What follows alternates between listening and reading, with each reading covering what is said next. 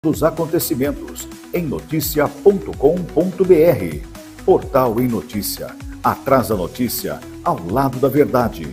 Precisa de material elétrico de qualidade? Então vem para a Will Elétrica. Aqui você vai encontrar uma grande variedade de produtos das melhores marcas do mercado. Precisou? É só correr para a Will Elétrica, a sua melhor escolha em Santa Bárbara do Oeste. Olá, você ligado na TV Interior. Eu sou o apresentador e jornalista George Roberts, radicado em Nova York, nos Estados Unidos. E agora, em parceria com a TV Interior, trazendo o programa George Roberts Talks, entrevistando personalidades de sucesso e que possuem uma trajetória belíssima e são fontes de inspiração. Estarei com você toda sexta-feira às 20 horas. Não perca, a gente se vê. Olá, tudo bem com você? Estou aqui na TVI de segunda a sexta ao meio-dia com muito ziriguidum para você. Vou trazer tudo sobre o esporte todos os dias, de segunda a sexta, sempre ao meio-dia. Então vem comigo, ziriguidum para você.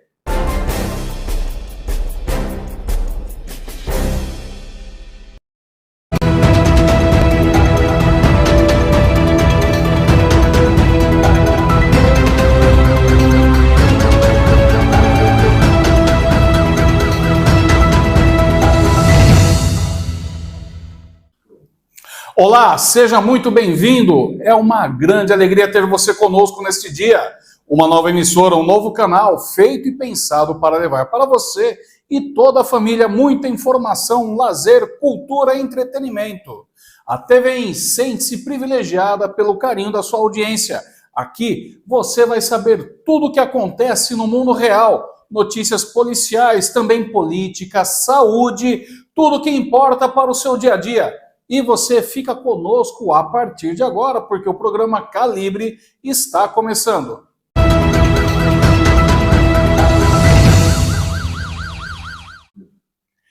E abrimos o nosso programa falando de uma notícia absurda, um caso de agressão de uma aluna de apenas 4 aninhos de idade pela sua professora. É verdade, a professora da Rede Pública de Ensino do Distrito Federal foi denunciada à Polícia Civil por agredir uma aluna de apenas 4 anos de idade. O caso foi formalizado nesta segunda-feira na 29ª Delegacia de Polícia, localizada em Riacho Fundo, após a criança apresentar hematomas visíveis na região do pescoço ao retornar para casa. De acordo com o boletim de ocorrência registrado pela mãe, os ferimentos foram notados no momento em que a criança foi buscada na escola, situada também em Riacho Fundo 2. Ao ser questionada sobre a causa dos hematomas, a aluna relatou que a professora teria exercido tração sobre a pele de seu pescoço, expressando dor e choro em decorrência da ação. Ou seja, pessoal, fez uma esganadura, tá? Diante da gravidade do relato, a mãe buscou informações junto à direção da escola, que se comprometeu a investigar o ocorrido e fornecer um retorno. No local, a mãe também encontrou outra responsável por uma aluna que alegou ter presenciado a agressão e, segundo o testemunho, a professora teria segurado no pescoço da criança durante o período do lanche no refeitório. Em comunicado oficial, a Secretaria de Educação do Distrito Federal informou que a educadora, que possuía vínculo contratual temporário com a rede, foi afastada de suas funções na unidade de ensino e retornou ao banco de profissionais da Secretaria. A Secretaria de Educação do Distrito Federal ressaltou que está acompanhando o desenvolvimento do caso, colaborando com as investigações policiais e que, por meio da sua corregedoria, realizará uma apuração rigorosa dos fatos em conformidade com a Instrução Normativa número 2 de 2021 da Controladoria Geral do Distrito Federal. Gente, é um absurdo, né? A pessoa que age com violência contra uma criança, ela não pode jamais ser chamada de educadora, nem de professora ou nenhum outro adjetivo aí ou melhor, sinônimo para essa função, porque o que se espera de alguém aí, um pedagogo, como é o nome da profissão, né, que já diz pegar pela mão, ajudar, educar, ensinar, fazer uso de violência.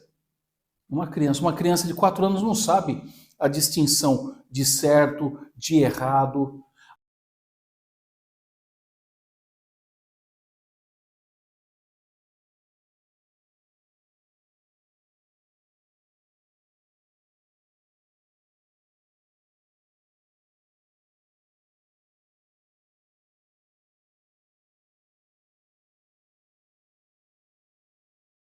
Muito severos, colocar de castigo, tirando da criança alguma atividade que ela goste de fazer, para ela entender que ela está sendo punida por determinado comportamento.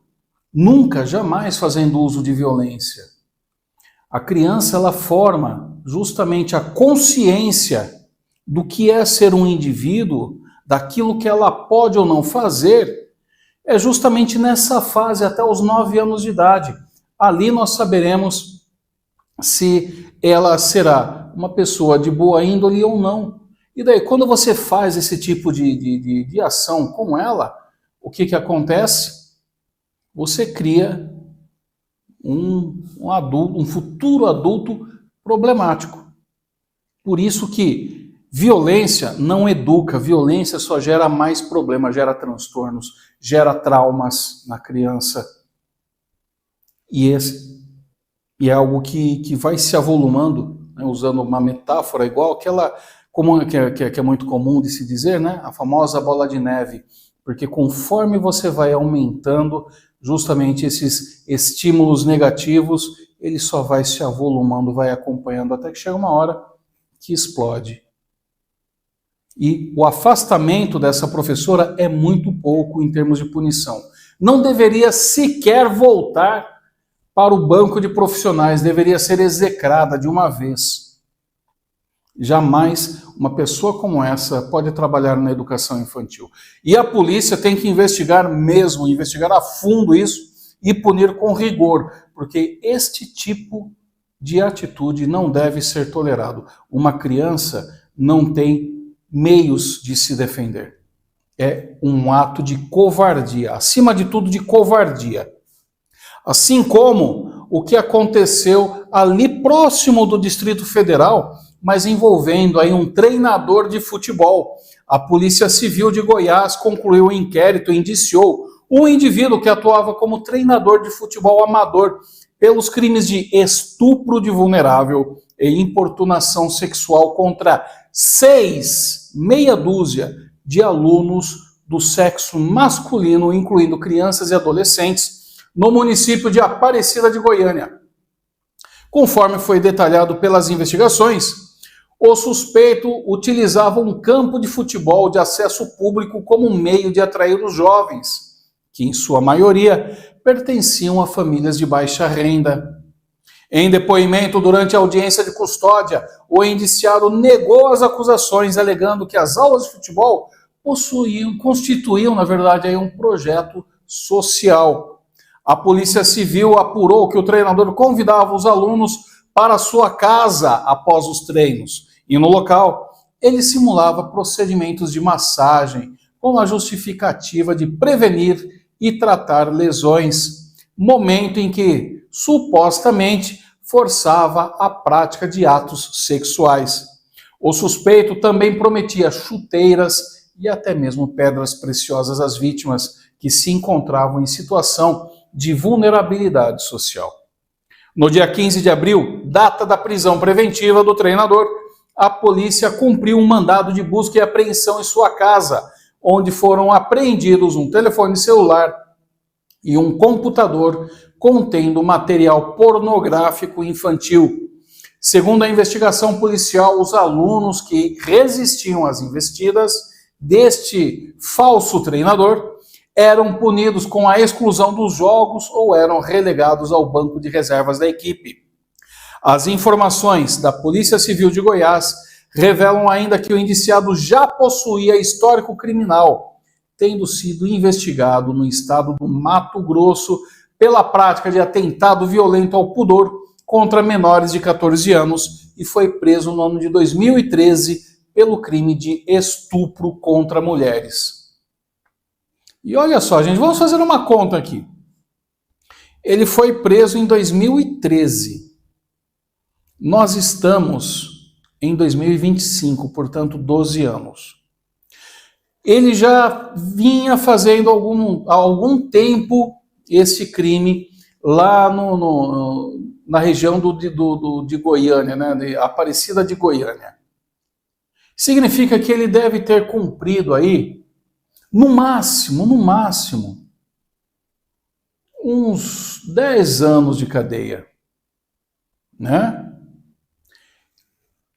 Cometeu o crime de estupro de mulheres, cometeu o crime de atentado violento ao pudor contra menor de 14 anos,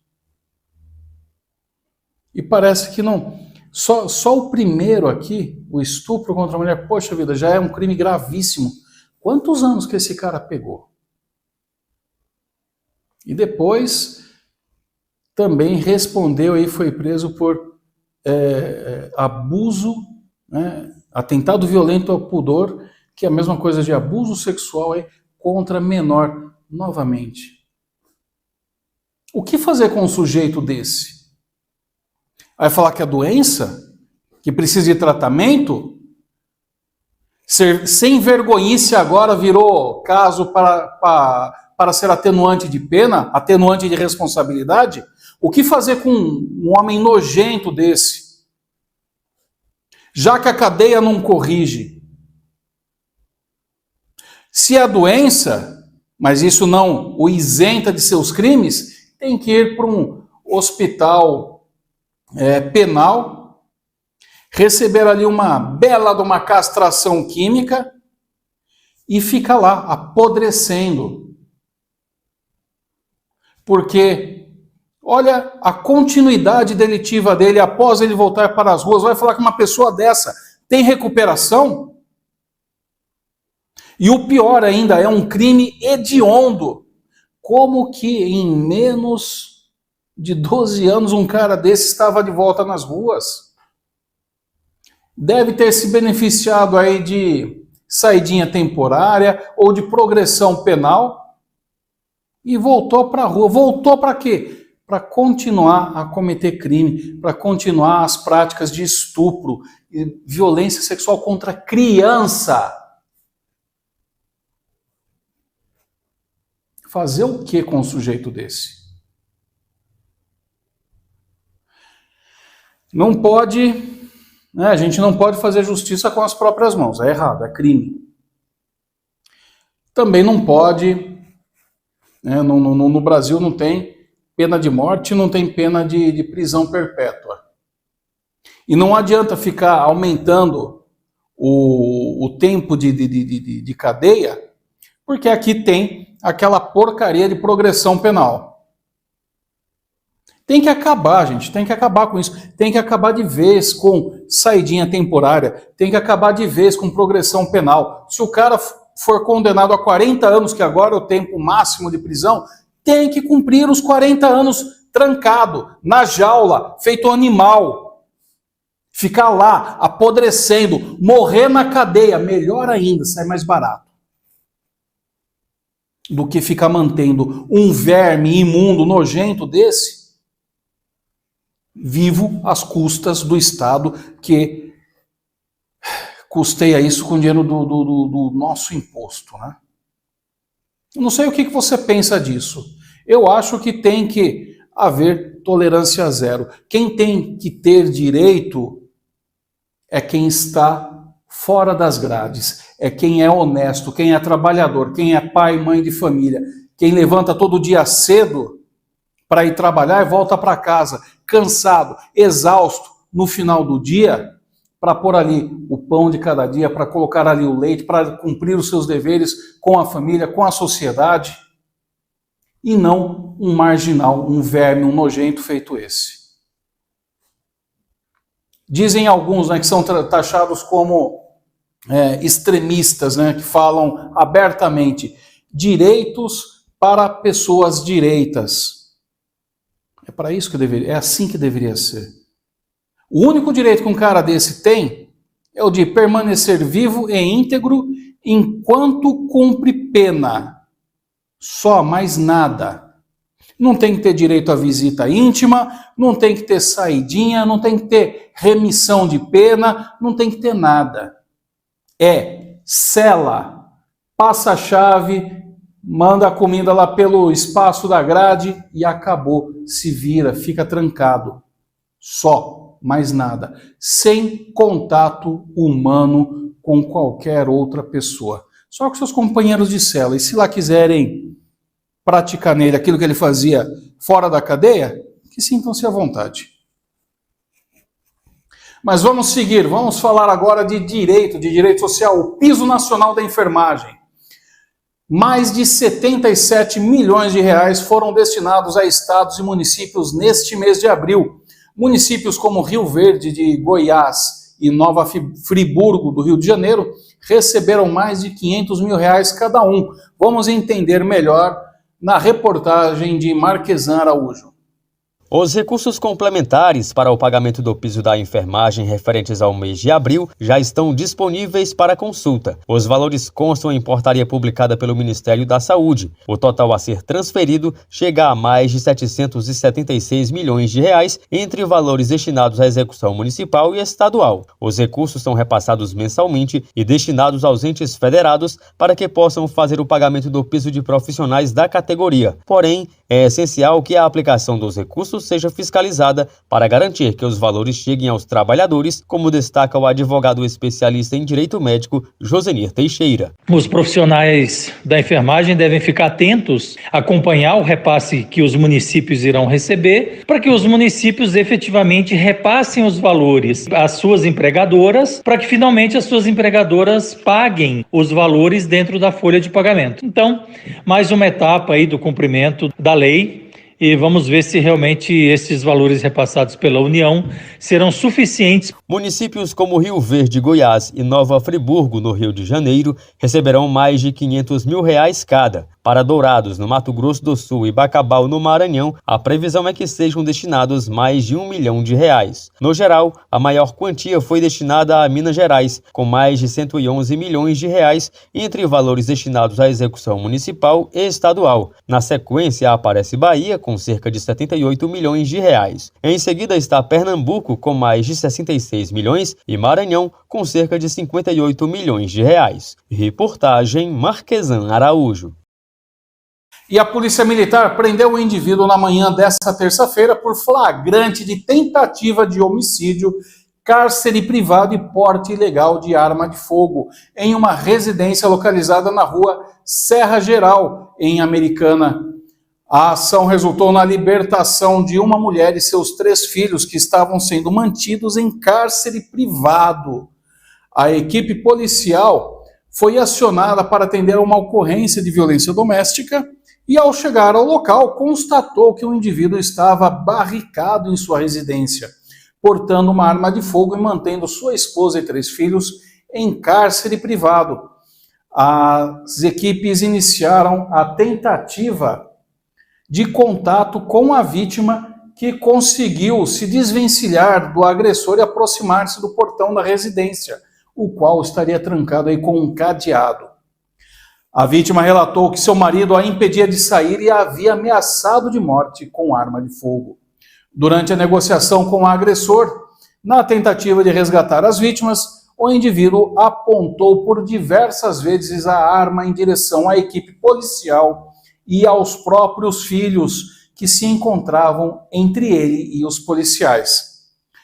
Após intensa negociação, o agressor foi persuadido a jogar a arma pela janela e, nesse momento, então, foi possível cortar o cadeado, acessar a residência, libertar as vítimas e efetuar a detenção do homem. Na ocorrência foram apreendidos uma garrucha calibre 32, 8 munições calibre 32, sendo 2 intactas e 6 deflagradas, e 3 munições calibre 38 intactas. O indivíduo foi detido e conduzido à Central de Polícia Judiciária, onde permaneceu preso em flagrante delito. E olha só, gente, algumas vezes você tenta fazer o bem, né? Tenta agir de uma maneira extremamente civilizada, e uma pessoa asquerosa, ela usa o fato de você ser uma boa pessoa para te enganar, para te roubar, para te ferir, não é assim? Pois é, agora imagina o seguinte, presta bem atenção nessa notícia, daí você tira as suas conclusões, tá? Um homem parou o seu carro na rodovia para ajudar uma pessoa que teria se acidentado e foi furtado. É isso que você ouviu. Um incidente incomum foi registrado na manhã dessa segunda-feira na rodovia federal BR-153, em São José do Rio Preto, interior do estado de São Paulo. Um motorista de 48 anos que transitava pela via interrompeu a sua viagem para prestar assistência às vítimas de um acidente de capotamento e teve o seu carro furtado pelo próprio condutor do veículo acidentado. De acordo com informações da Polícia Rodoviária Federal, o motorista relatou ter presenciado o capotamento e estacionado seu carro com a intenção de oferecer ajuda. No interior do carro acidentado encontravam-se 3 pessoas, 2 mulheres e um homem. E este homem, identificado como o condutor do veículo, no momento do acidente, do sinistro, as mulheres apresentavam-se conscientes, enquanto que esse motorista foi inicialmente encontrado em estado de inconsciência. Enquanto houve a prestação de socorro, o motorista acidentado recuperou a consciência, manifestando sinais de desorientação. Em sequência de ações inesperadas, ele tentou ingressar em outros veículos que haviam parado na rodovia, sem sucesso. Ato contínuo, esta mesma pessoa conseguiu entrar no automóvel do outro motorista que havia parado para prestar socorro e fugiu do local, conduzindo o veículo da vítima. Olha que situação. As 2 mulheres passageiras deste carro capotado informaram às autoridades policiais que possuíam conhecimento do condutor a período muito curto de dias, não dispondo, contudo, de informações adicionais relevantes para sua identificação, como o nome completo ou mesmo seu endereço. E a polícia investiga esse caso. Olha, é um caso aí que... Olha só, põe na tela de novo o estado do carro, diretor. Olha só isso, gente. Olha a destruição que ele provocou no carro que ele estava dirigindo, né? Aí, imagina então, você presencia o acidente, para oferecer ajuda, mas a pessoa que você está ajudando, que você não sabe quem seja, é um bandido. Você socorre, você tira ele do carro acidentado, presta auxílio, a pessoa está desacordada, você ajuda ele a recobrar a consciência, e a primeira coisa que ele faz, né, além de tentar entrar no carro de outras pessoas, é te roubar. É brincadeira uma coisa dessa? Parece história de cinema, né? Só que daqueles filmezinhos bem categoria B, fala a verdade, né? Que situação estranha, para se dizer o mínimo. Bom, vamos para um breve intervalo. Eu vou até aproveitar o intervalo para entender melhor o que aconteceu, porque é algo inacreditável. Daqui a pouquinho nós voltamos trazendo muita notícia para você, inclusive vamos falar aí do trem Intercidades, que vai ligar neste eixo, que é o eixo oeste, vai interligar a capital paulista até a cidade de Sorocaba. Então não saia daí, nós voltamos rapidinho, em 3 minutos estaremos de volta.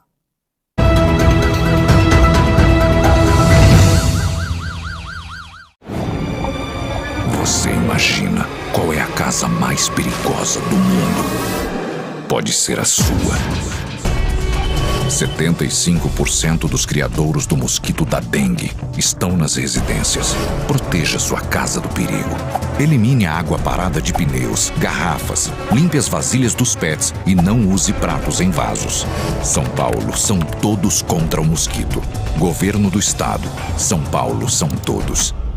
Olá, tudo bem com você? Estou aqui na TVI de segunda a sexta ao meio-dia com muito Ziriguidum para você. Vou trazer tudo sobre o esporte todos os dias, de segunda a sexta, sempre ao meio-dia. Então vem comigo, Ziriguidum para você.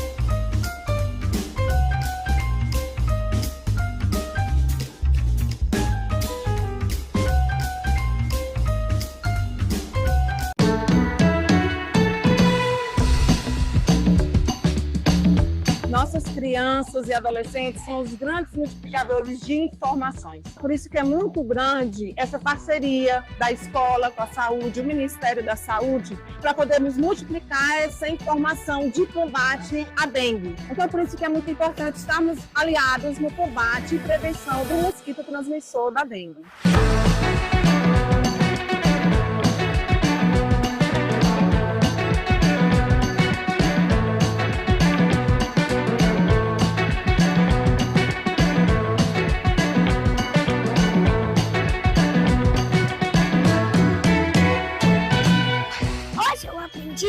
Que não pode deixar água parada, senão os mosquitos da dengue vão vir até aqui. E sobre a dengue, eu aprendi que os potes de ração, de cachorrinho, de água, se chover, é para deixar em um lugar que tem um teto. Um local que tem muita água, ou seja encharcado, chamar um adulto para ajudar.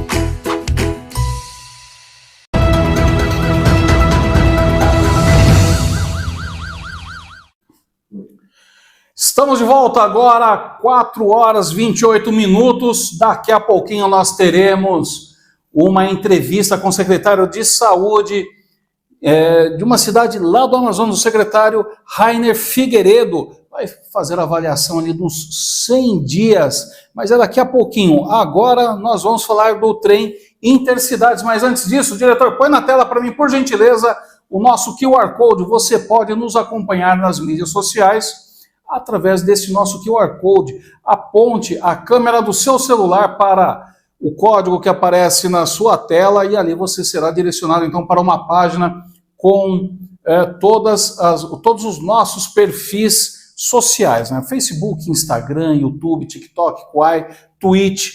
Tem também, lógico, o endereço do nosso site, por onde você nos assiste, tvinterior.com.br, e também no nosso portal de notícias, que é o emnoticia.com.br.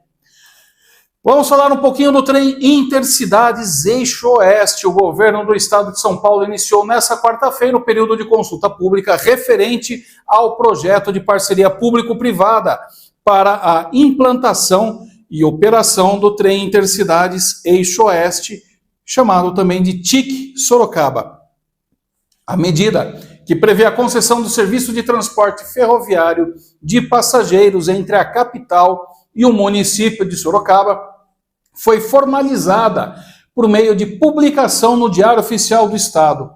A consulta pública representa uma etapa para o recebimento de sugestões e contribuições de diversos setores da sociedade com o objetivo de aprimorar a modelagem do projeto. Os documentos técnicos e as orientações para a participação estão disponíveis em um ambiente virtual de dados, o Data Room, acessível mediante solicitação por meio de endereço eletrônico. Este endereço que aparece na sua tela, né, que é o e-mail ppp@sp.gov.br.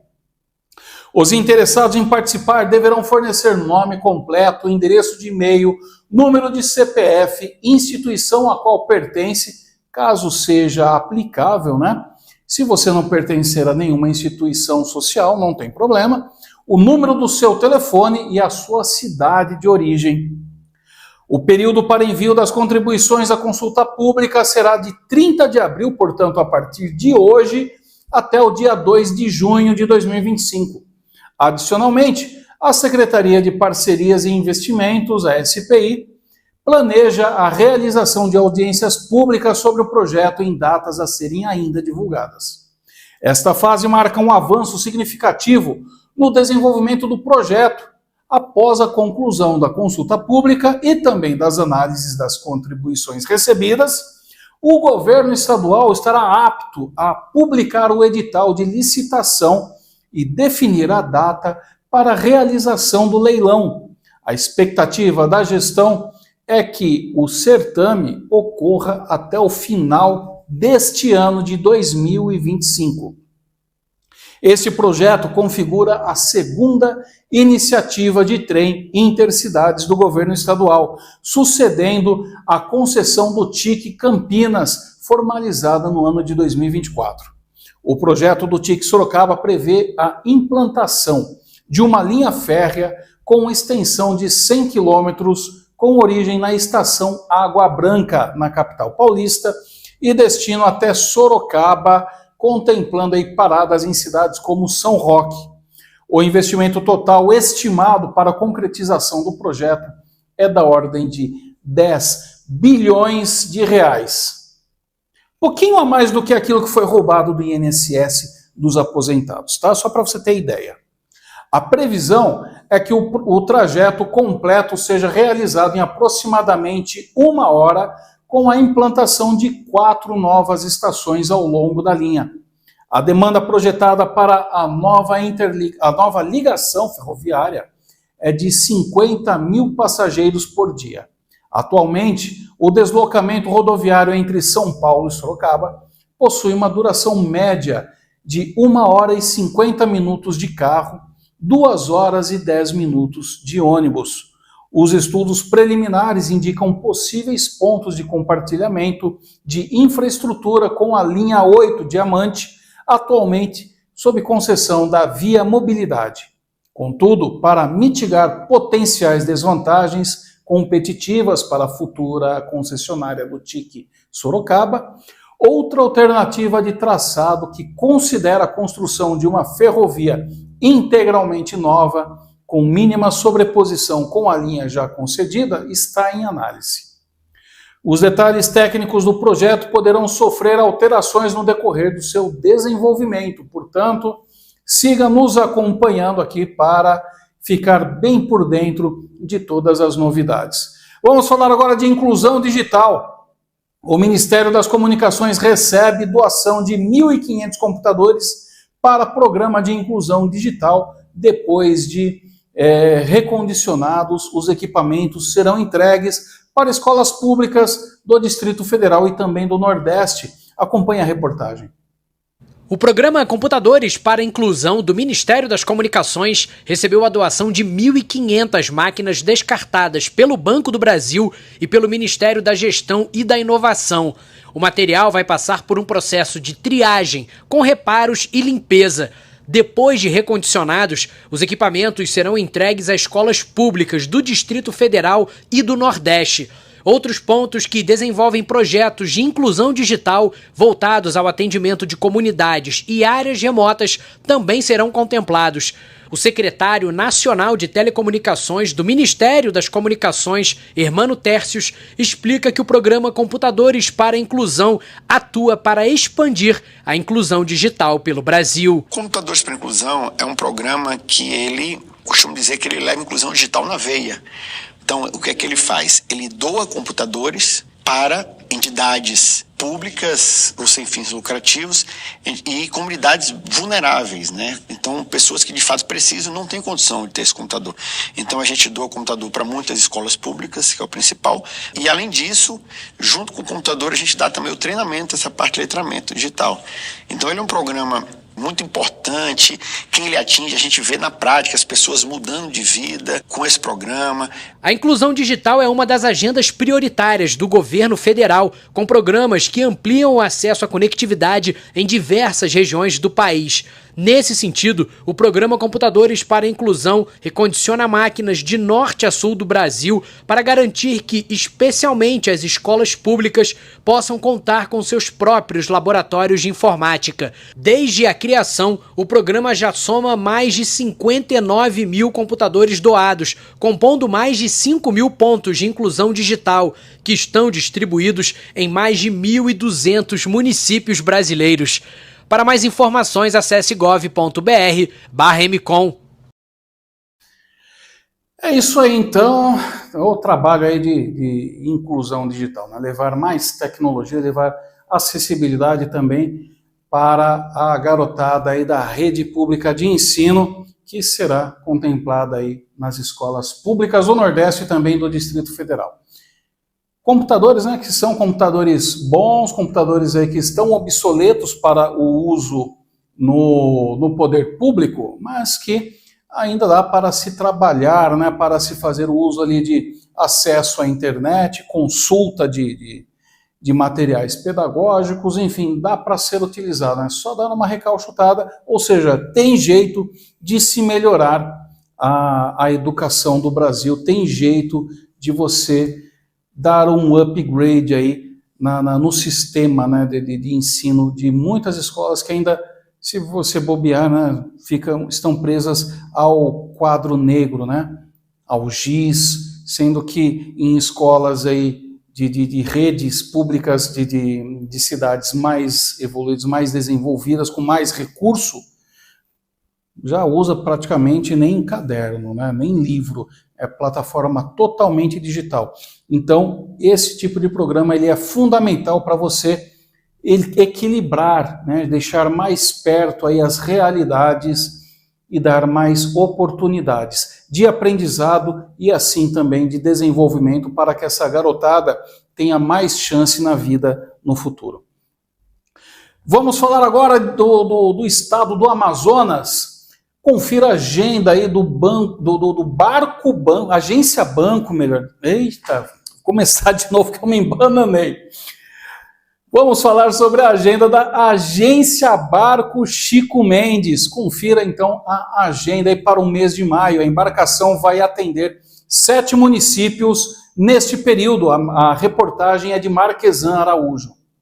Atenção, você que está esperando a Agência Barco Chico Mendes da Caixa chegar às cidades ribeirinhas do Amazonas. O percurso e as datas de maio de 2025 saíram. A embarcação vai atender 7 municípios neste período com os serviços de desbloqueio de cartões e cadastro de senhas para recebimento de benefícios sociais como FGTS, Seguro-Desemprego, Bolsa Família e INSS, entre outras operações. todos os serviços de uma agência bancária podem ser realizados no barco, com exceção de movimentação de dinheiro em espécie. Escute agora o cronograma e anote a data em que a Caixa vai estar mais perto de você no mês de maio. A agência Barco Chico Mendes iniciará os trabalhos do mês por Fonte Boa no dia 2, onde fará os atendimentos até o dia 5. Já do dia 6 ao dia 7, os serviços serão oferecidos à população de Jutaí. Entre 8 e 9 de maio, os moradores de Tonantins vão ser atendidos com os serviços Caixa. No dia 10, os serviços serão destinados à população de Santo Antônio do Içá, onde a embarcação fará os atendimentos até o dia 14. Nos dias 15 e 16, será a vez dos moradores de Amaturá receberem os atendimentos. Em Codajás, a embarcação estará ancorada entre os dias 26 e 28 de maio. A última parada do mês será em Anori, nos dias 29 e 30. O horário de atendimento é das 9 horas da manhã às 3 horas da tarde. Para mais informações, acesse caixa.gov.br. Está aí então a agenda. Lembrando, você também pode conferir essa agenda no nosso portal emnoticia.com.br. E continuando a falar a respeito do Amazonas, depois de 100 dias de gestão à frente da Secretaria Municipal de Saúde de Altazes, cidade do estado do Amazonas, Rainer Figueiredo implementou um conjunto de ações estratégicas com o objetivo de otimizar o sistema de saúde pública do município. Figueiredo, que possui mais de 10 anos de experiência no serviço público, incluindo a direção da Policlínica Codajás, assumiu a secretaria em 1º de janeiro com o propósito de promover melhorias no atendimento e ampliar o acesso aos serviços de saúde. Desde o início de sua gestão, Figueiredo priorizou a qualificação das unidades de saúde de Altazes, visando aprimorar as condições físicas e expandir a oferta de serviços. Em janeiro, foi retomada a campanha de vacinação contra a gripe, imunizando mais de 2.200 pessoas, incluindo aí a realização de um dia D de vacinação em pontos estratégicos da cidade. Durante o período carnavalesco, a Secretaria de Saúde promoveu a campanha Curtir é Bom, Prevenir é Melhor Ainda, distribuindo 11.000 preservativos e 2.000 unidades de gel lubrificante. Foram realizados aproximadamente 400 testes rápidos para HIV, sífilis e hepatites B e C, além de atividades educativas e vacinação contra o HPV. Entre 26 e 28 de fevereiro, o secretário Rainer Figueiredo participou de reuniões no Ministério da Saúde, em Brasília, para discutir melhorias na atenção primária à saúde e buscar investimentos para o município com foco no fortalecimento das unidades básicas de saúde pluviais, essenciais para o atendimento de comunidades ribeirinhas. A zona rural de Altazes recebeu atenção específica com a realização de atendimentos médicos, consultas de enfermagem, testes rápidos, saúde bucal e consulta com médicos especialistas em diversas localidades. Foram 3.098 atendimentos e procedimentos, 10.780 doses de vacinas aplicadas e 976 atendimentos especializados. Isso sem falar de inúmeros outros projetos e ações desenvolvidas pelo Rainer Figueiredo. Mas em vez de ficar aqui passando para vocês tudo o que ele fez, vamos fazer melhor. Vamos conversar com o secretário municipal de Altazes, que é formado em fisioterapia, também é professor universitário, é nascido em Coari, no interior do Amazonas, a terra do petróleo. Altazes é a terra do queijo e do leite. Muito boa tarde, secretário, seja bem-vindo ao programa Calibre. É uma honra tê-lo nesta tarde falando com todo o Brasil através da nossa emissora. Bem-vindo. Muito obrigado, boa tarde. É um prazer a gente estar aqui, podendo falar do nosso trabalho, para que mais pessoas possam ver como que nós fazemos o SUS aqui no coração da Amazônia. Importantíssimo, né, que atende indiscriminadamente a todas as pessoas em todas as regiões e todas as faixas econômicas, né, levando mais saúde para a população. Mas, secretário, Nesses 100 dias de administração, de gestão da saúde municipal, quais foram os 3 principais avanços que o senhor destaca para nós e para a população de Altazes?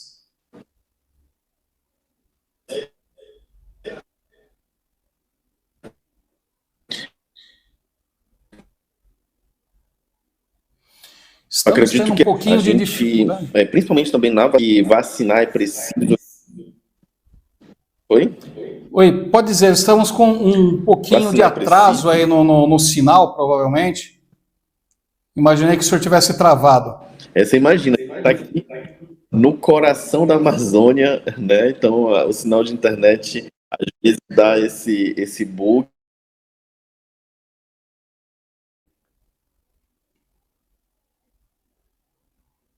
Então a gente poder levar tudo aqui que tem mais de 6 horas de distância daqui da cidade. Então a gente poder levar todo o nosso corpo técnico, os nossos médicos, enfermeiros, vacinadores, coloca na lancha e todos eles vão fazendo esses atendimentos nesses nossos usuários ribeirinhos. Então é um desafio muito.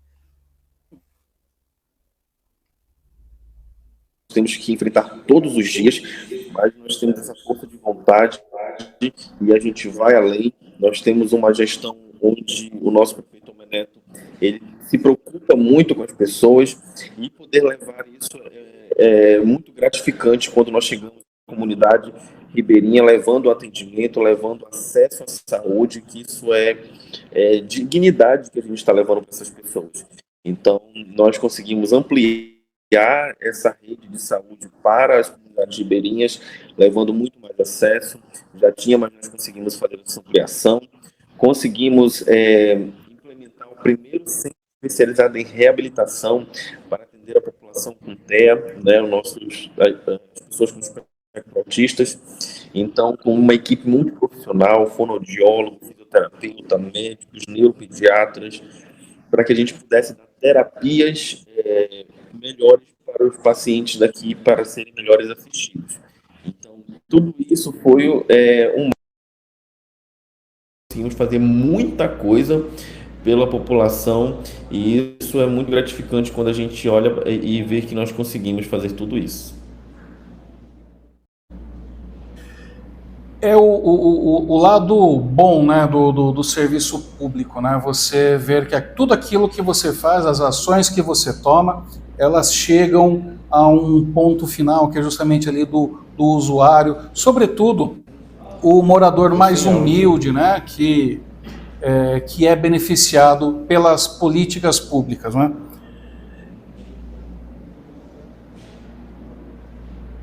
Eu não estou conseguindo ouvir, ficou sem áudio. Vamos fazer o seguinte, então.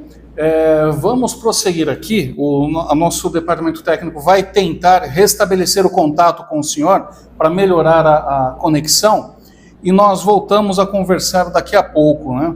Vai tentar fazer alguns ajustes para que o senhor receba melhor o nosso sinal.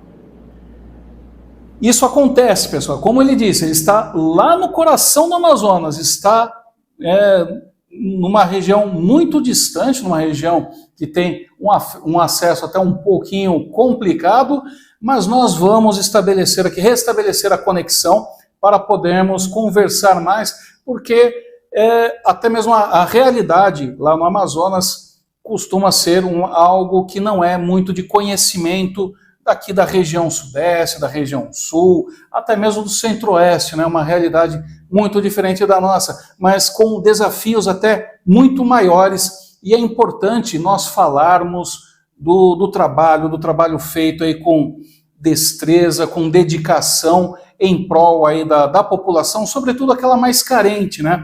Nós demos, por exemplo, a notícia anterior falando da agência Barco da Caixa, né? Que ela navega ali pelos diversos rios do Amazonas, porque, olha só, para nós, as autoestradas são justamente as veias que nos ligam a todos os cantos, a todos os lados. Mas imagina quando você não tem essa infraestrutura rodoviária, você tem apenas os rios servindo de estradas, né? E são justamente os rios ali que fazem esse trabalho, que possibilitam a chegada de saúde, a chegada de uma agência bancária, até mesmo outros serviços públicos. Altazes, no Amazonas, é uma dessas cidades que que é muito comum você ter dentro da sua população rural a população ribeirinha, né? A pesca é muito disseminada, né? Um dos fatores importantes lá da economia local, também do abastecimento local. E essas comunidades, elas vivem isoladas, elas vivem distantes, levando justamente aí e para o gestor, ele tem que levar, né, esse serviço, esta acessibilidade toda para todos os lados. Deixa eu verificar aqui, diretor, deu certo a reconexão? Maravilha, então vamos voltar aqui a falar com o secretário de Altazes, Rainer Figueiredo. Secretário, nós estávamos conversando, né, fazendo inicialmente aí uma explanação a respeito destes primeiros 100 dias de governo, de gestão, onde você tem muitos desafios ali para tocar, e um deles é o de transformar as unidades de saúde em modelos de excelência, né? Que deve ser muito complicado, muito difícil, sobretudo pelas questões logísticas, por buscas de parceiros também para ajudar a implementar tudo aquilo que se deseja, porque não tem a satisfação maior para quem está no serviço público do que ver justamente que as suas políticas, o seu trabalho está chegando, sobretudo, nas populações mais carentes, mais distantes, né? No caso, as mais isoladas, populações ribeirinhas. Como que são essas metas que o senhor tem? O que conseguiu fazer até o momento, nesses 100 dias? Isoladas, populações ribeirinhas. Como que são essas metas? Isso, eu tenho umas metas bem grandiosas. Eu quero que a Altazes seja assistida 100%, que nós consigamos chegar em todas as comunidades ribeirinhas, mesmo as mais longínquas. Nós temos a nossa UBS fluvial, que ela é exclusivamente uma UBS aqui do Amazonas, onde nós temos essa dimensão hidrográfica muito grande. Então é uma UBS como se fosse um barco. Então nós levamos atendimento de saúde, tanto básica quanto especializada, nessa UBS, e a gente faz todo o percurso em torno do município com essa nossa UBS. Então nós queremos ampliar esse acesso, dando mais tempo, né? Então nós queremos que as pessoas elas sejam melhor assistidas nesse sentido, porque a UBS ela faz a viagem, né? E aí ela fica algum tempo sem passar novamente. Então, uma vez por mês, uma vez a cada 2 meses, então a gente quer encurtar esse tempo para que essa população seja assistida mais rápido pela nossa UBS. E aí a gente tem a questão também das nossas unidades aqui na sede do município. Nós estamos trazendo muitos médicos e especialistas, apesar daqui ser a região metropolitana de Manaus, mas isso que você falou, a logística é muito dificultosa até nós chegarmos aqui. A gente pega balsa, a gente pega estrada, a gente pega lancha, até os nossos profissionais chegarem aqui. E uma das coisas que nós estamos pensando é a questão da telemedicina, onde o médico ele não precisa vir até aqui o município e ele possa ser assistido via tecnologia, que a gente estava até falando, estava vendo a matéria anterior que falava sobre essa tecnologia. Então a gente quer fazer essa implementação desse uso de tecnologias também aqui, para que a gente possa minimizar esse impacto da logística aqui para os nossos usuários. Então, ampliação da parte especializada, os médicos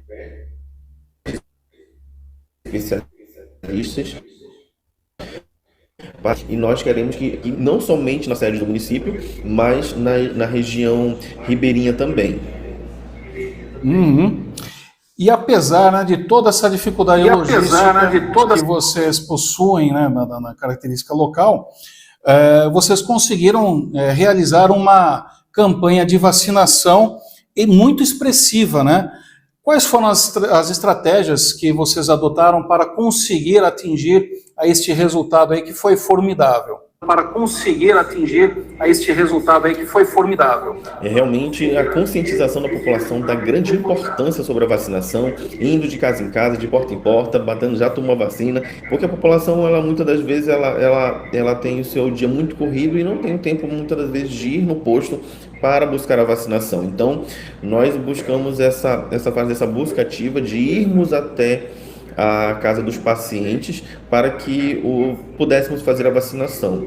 Nós fizemos o lançamento ontem da campanha de vacinação contra o HPV. A gente sabe, é sabido que o HPV é um dos que fazem o câncer de colo de útero. Então é uma doença altamente prevenível pela vacinação. Hoje o Amazonas está no ranking nacional que acomete mais mulheres, né, no Brasil todo. Então a gente quer mudar essa realidade do nosso Amazonas, principalmente aqui em Altazes. O prefeito quer que 100% da faixa etária, que é de 9 a 14 anos, seja vacinado, para que no futuro nenhum filho, nenhuma filha de Altazes padeça por essa doença. É muito importante mesmo, principalmente, né, lembrando aí o pessoal, a vacina contra o HPV, ela está disponível não só para meninas, não, para meninos também, tá?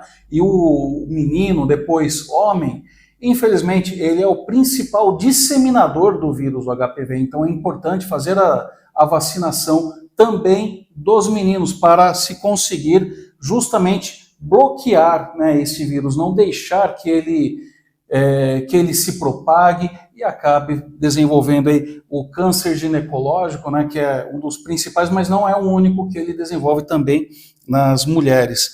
E, secretário, nessa gestão vocês conseguiram também fazer a implantação do Centro Especializado de Reabilitação e o Centro Farmacêutico, que representa aí um grande marco para o município. Quais são as especialidades que são abrangidas pelo Centro de Reabilitação? O Centro Especializado em Reabilitação aqui de Altazes segue a tipologia 2, ele é um CER tipo 2, e é de reabilitação física e intelectual. Então nós temos profissionais para fazer a reabilitação desses pacientes, como fisioterapeuta, psicólogo, fonoaudiólogo, médicos especialistas como neurologistas, clínicos também. Então nós temos uma equipe multiprofissional para fazer o atendimento dessa reabilitação desses pacientes para serem assistidos.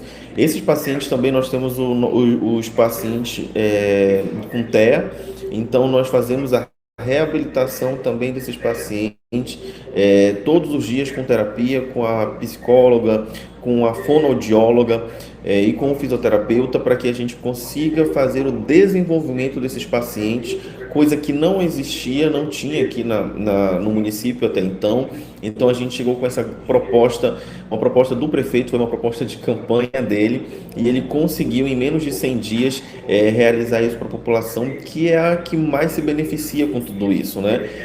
Realmente, quando um gestor ele tem esse comprometimento de poder cumprir as propostas que ele fez em campanha, isso é muito gratificante para nós como gestor, poder trabalhar em cima disso.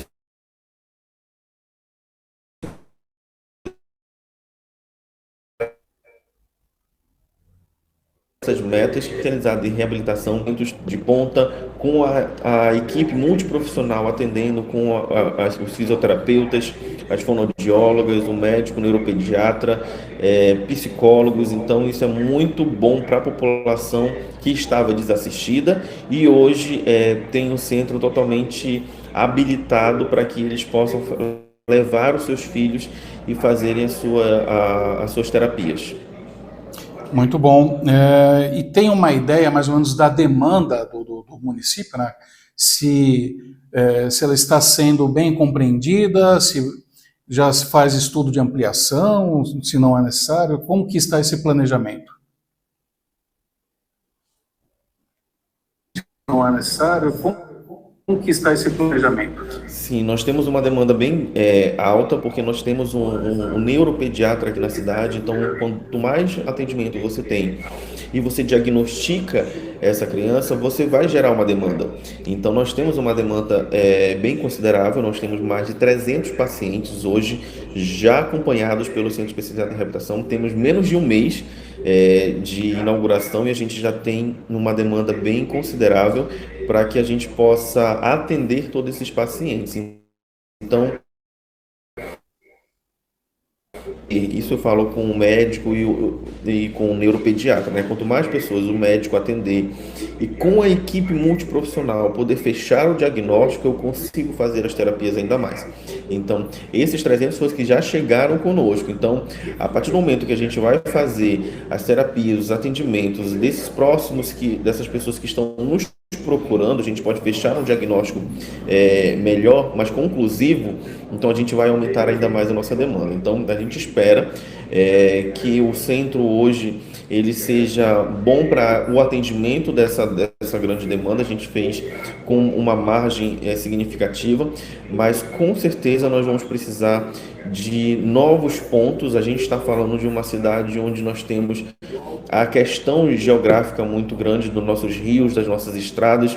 Então nós temos comunidades que tem mais de 10 mil habitantes nessas comunidades ribeirinhas. Então essas comunidades seriam muito interessantes nós termos também centros de reabilitação nesses locais, porque nós temos demanda também. Então, para o paciente com deficiência sair viajando longos períodos até chegarmos aqui é bem dificultoso. Então, a nossa ideia é realmente ampliar. Quando eu falo de descentralizar, é realmente sobre isso. Nós não colocarmos somente aqui na sede do município e nós conseguirmos descentralizar os serviços de saúde, principalmente especializados, nessas nossas comunidades com mais de 5, 10 mil habitantes, que a gente precisa dar essa assistência para esses pacientes também. Perfeito. E recentemente o senhor esteve em Brasília, né? Participou de reuniões ali com o ministro da Saúde, né? O Padilha, ministro Padilha. Quais foram os pedidos que o senhor levou até o ministro para a Autazes?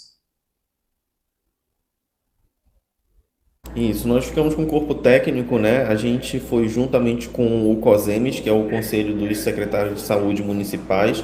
Nós fomos com 11 secretários de saúde dos municípios aqui do Amazonas, levar essa nossa reivindicação ao Ministério da Saúde para ver a nossa realidade amazônica, que é totalmente diferente do resto do país, onde nós temos essa logística muito grande, nós temos essa dificuldade muito grande com os nossos rios, com a seca, com a cheia, nós temos estações, né? Então, a chuva, a seca.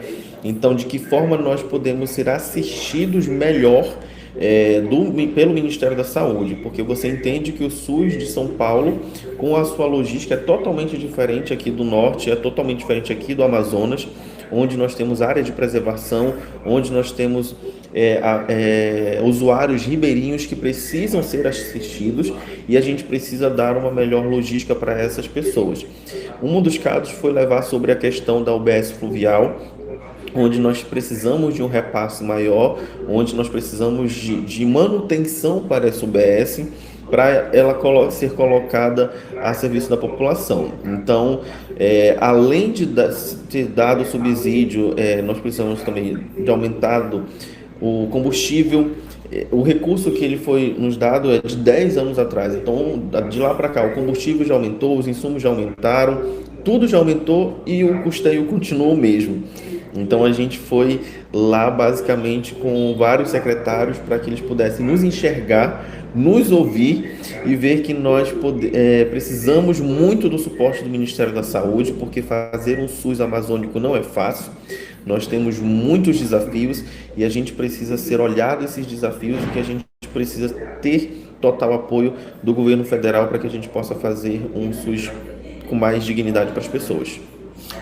Isso ficou muito ilustrado, né, secretário? Especialmente falando durante a pandemia da Covid-19, em que toda essa dificuldade logística, ela apareceu, mas foi o SUS que conseguiu segurar as pontas para que não fosse um problema ainda maior, né? Se naquela ocasião o Ministério da Saúde tivesse tido uma parceria melhor e mais aproximada, muito provavelmente o Estado não teria sofrido como sofreu, né?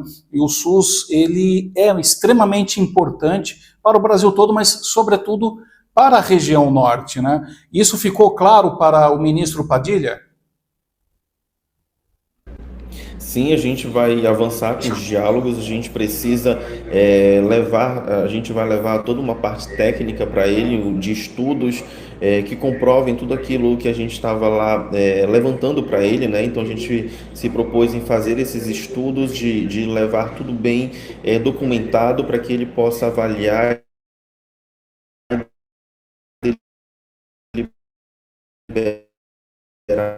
então, se dispondo a dar um prosseguimento nas nossas tratativas e poder nos olhar realmente com um olhar mais cuidadoso, que nós precisamos realmente ter esse olhar diferenciado.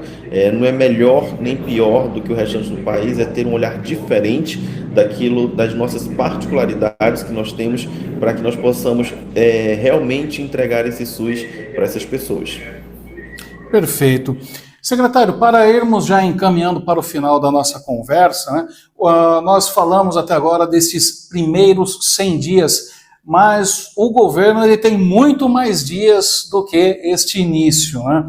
Quais são os 3 projetos aí que o senhor destacaria para este ano, né? Não vamos falar de todo o governo, porque nós vamos falar ainda muitas outras vezes, né? O senhor já está convidado a voltar outras vezes aqui para conversar conosco a respeito de todas as realizações, mas para este ano de 2025, até o final do ano, quais seriam os 3 projetos que o senhor considera como marcos que gostaria de implementar em Autazes? Principalmente a ampliação da rede de saúde, de aumentar essa rede para que essas pessoas sejam melhor assistidas, que tenhamos uma estrutura física melhor. Então nós vamos fazer uma reforma e ampliação de todas as unidades de saúde aqui do município, para que as pessoas, os usuários que procurem a unidade, elas tenham mais comodidade, e só dela entrar, ela já conseguir se sentir bem. Então essa ampliação, modernização dessas unidades, e a gente poder levar isso também para a zona rural. Nosso principal objetivo é, na comunidade mais longínqua que nós temos, nós possamos ter a mesma qualidade, a mesma ampliação, ter os serviços de qualidade, para que esses usuários que estão lá, que não podem se deslocar até a cidade, que é muito longe, eles também serem assistidos. Como eu falei, tem comunidades aqui que são 6 horas, né, de lancha, que a pessoa pega um barquinho e vai andar. Então é muito distante, e que esses usuários que estejam bem lá distante, eles possam ter a consciência de que nós vamos chegar lá, que nós vamos assisti-los, que nós vamos levar saúde, e que eles se sintam beneficiados nesse sentido. Então, além da modernização, da gente fazer uma saúde melhor aqui, nós queremos ampliar isso para a nossa zona rural, para que essa zona rural seja bem assistida, e levar também, o terceiro ponto, é levar as especialidades, a telemedicina, usar a nossa tecnologia, tentar levar a telemedicina também para esses nossos usuários que estão lá e não podem se locomover até a sede do município, ou muito menos até Manaus. Então são os 3 pontos que a gente quer realmente fazer: ampliação, modernização, usar a tecnologia, melhorar a nossa logística, para que a gente possa chegar aos 4 cantos de Autazes levando uma saúde de qualidade para todos. Perfeito. Quero agradecê-lo por estar conosco na tarde desta quarta-feira, aqui falando com toda a nossa audiência de todo o Brasil, especialmente, né, a nossa audiência do estado de São Paulo, que hoje é onde se concentra, para conhecermos melhor, né, a realidade desse nosso Brasil, que é tão diverso, tão amplo, né? E já fica feito o convite para o senhor voltar aqui numa futura data para falar dos projetos, das realizações, principalmente da saúde, né, para Autazes, porque como o senhor mostrou para a gente, os desafios são gigantescos. Então já fica o convite para voltarmos a conversar e fica o nosso muito obrigado. Fica o nosso muito obrigado. Eu que agradeço o convite e vou estar aqui, pode esperar. Muito obrigado. Estive falando com Rainer Figueiredo, secretário de Saúde de Altazes, no município, um município ali da região metropolitana de Manaus, estado do Amazonas. Agora nós vamos fazer uma breve pausa, rapidinho, daqui a pouco nós voltamos, que temos ainda muitos assuntos para serem tratados aqui no Calibre, então não saia daí.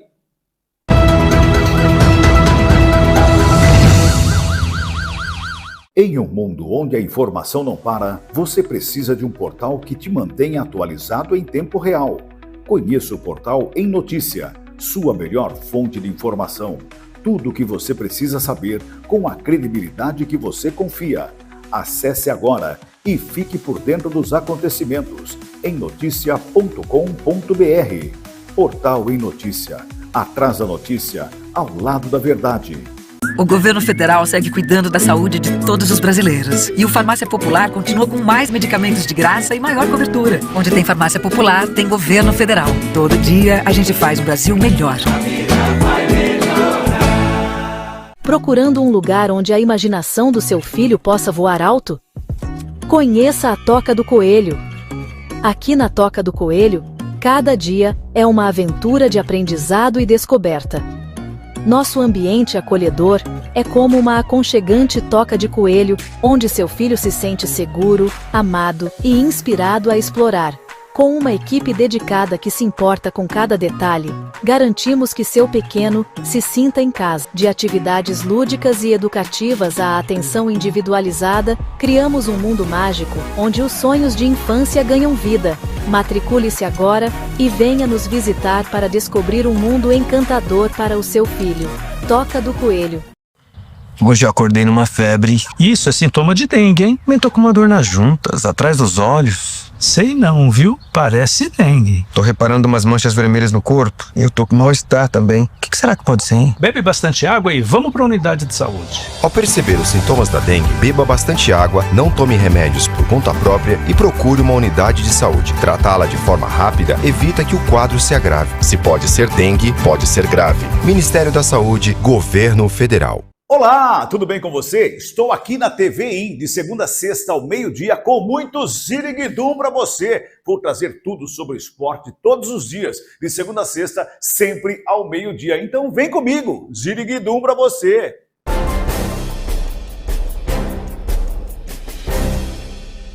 Chegou o programa Acredita do Governo Federal, o maior programa da história para investimentos em MEIs, micro e pequenos empreendedores. O Acredita é impulso para você crescer junto com a economia do país. Crédito fácil e juros baixos. Programa Acredita, para você empreender e crescer com o Brasil.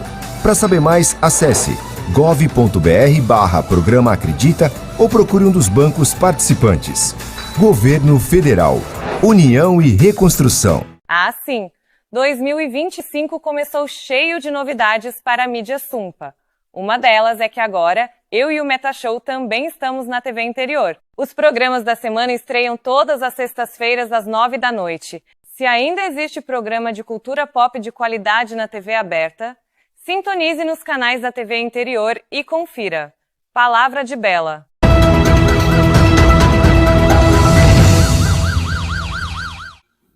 Estamos de volta agora ao terceiro bloco do programa Calibre. Quero agradecê-lo mais uma vez por estar conosco na tarde desta quarta-feira. E você viu, né? O nosso canal aqui, que tem abrangência nacional, traz as realidades de todos os lados do Brasil. Estivemos agora conversando com o secretário de Saúde de Altazes, no Amazonas, o Rainer Figueiredo, que mostrou para a gente a realidade local, né?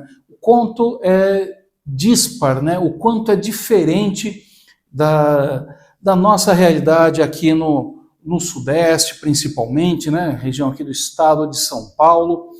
E é importante nós termos este tipo de abordagem, este espaço aberto para que o Brasil conheça o Brasil e os brasileiros, né? Que a nossa vivência, a nossa realidade, o nosso dia a dia é muito diferente de região para região. Nós temos, para se ter uma ideia, a dimensão continental do Brasil dá para colocar praticamente 3 vezes toda a Europa aqui dentro. Então, para se ter ideia do tamanho gigantesco que é o nosso país. E lógico, cada região tem os seus desafios, tem a sua realidade, tem a sua particularidade. E é importante de fazermos esta aproximação e mostrar para todos os nossos telespectadores a diversidade que nós temos no Brasil. Mas agora nós vamos falar de uma realidade muito comum para todos, e que é a nossa indignação frente à corrupção, frente à ladroagem, sobretudo este assalto, este verdadeiro assalto que foi feito aos aposentados e pensionistas do nosso INSS.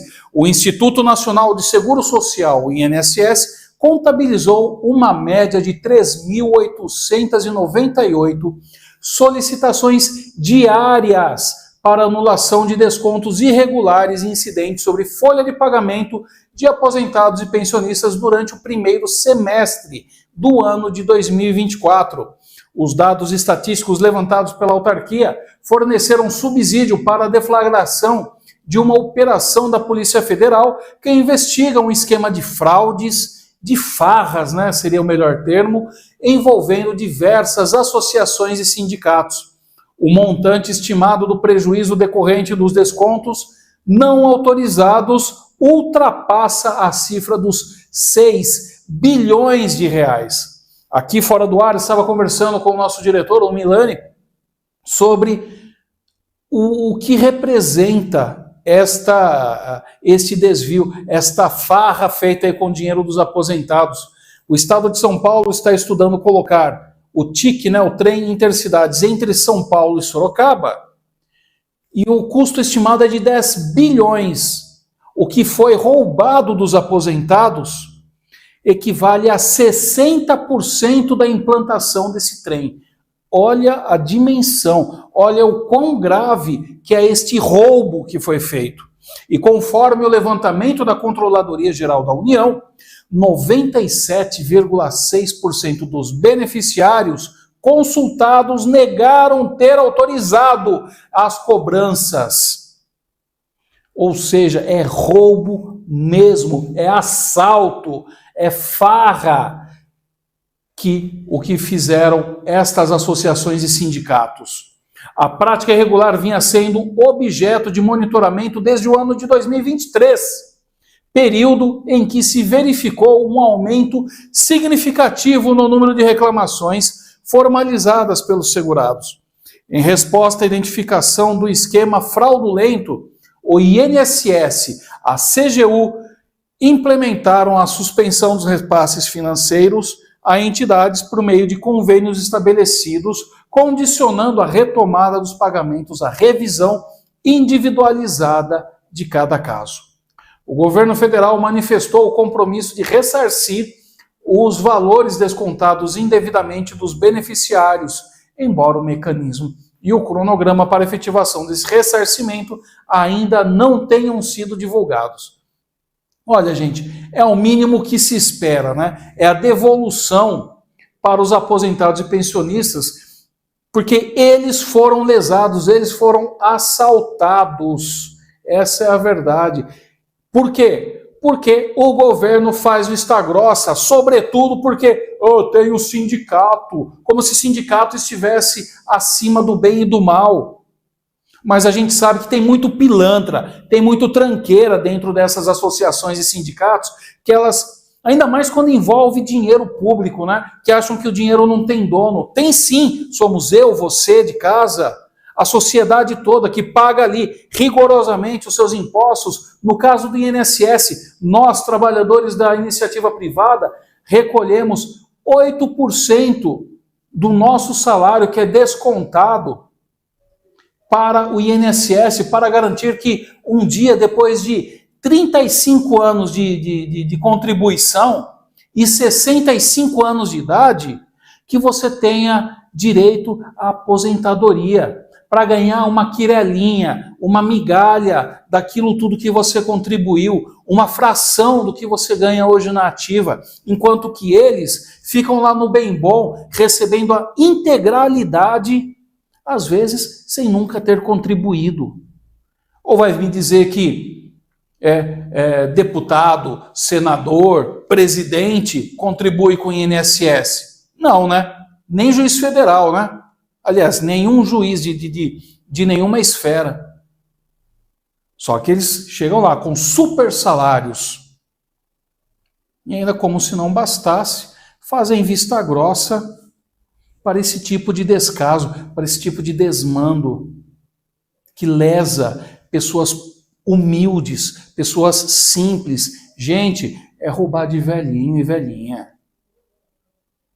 Esse pessoal luta dia a dia para se manter saudável, para se manter vivo. Porque a gente sabe como que eles precisam de acesso a remédio. E os remédios são caríssimos nesse Brasil. Remédio que deveria ser algo isento de cobrança de impostos tem uma carga elevadíssima, como se fosse bebida alcoólica.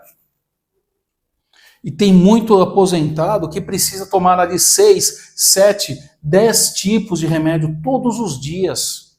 E ele conta ali na moedinha, separa o que vai para remédio, o que vai para o mercado ficando cada vez menor a lista de compra, porque a gente sabe como está caro o alimento no Brasil, com essa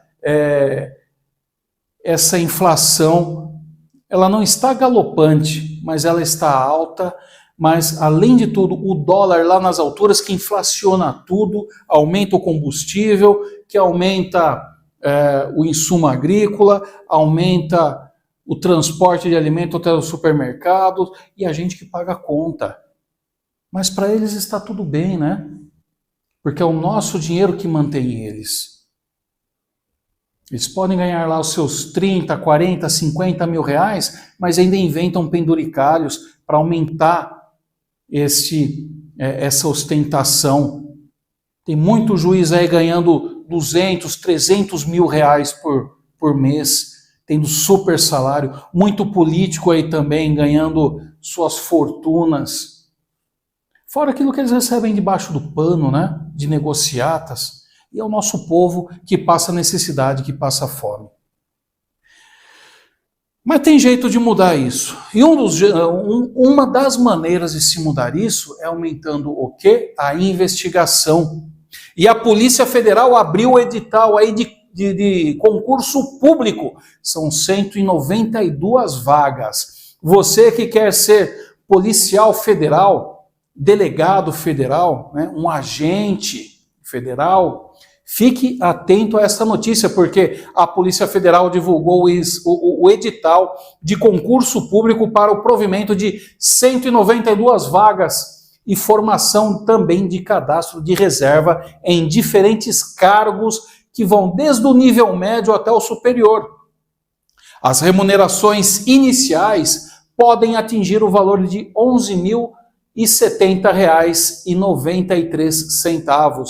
As vagas estão distribuídas em diversas unidades da Polícia Federal, abrangendo Brasília e as capitais dos estados da Federação.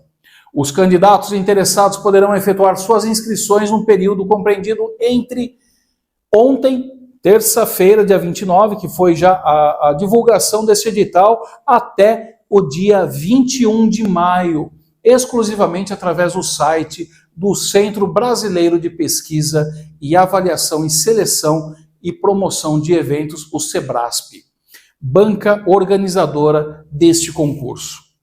A aplicação das provas objetivas e discursiva está prevista para o dia 29 de junho. Então, você tem pouquíssimo tempo para se preparar.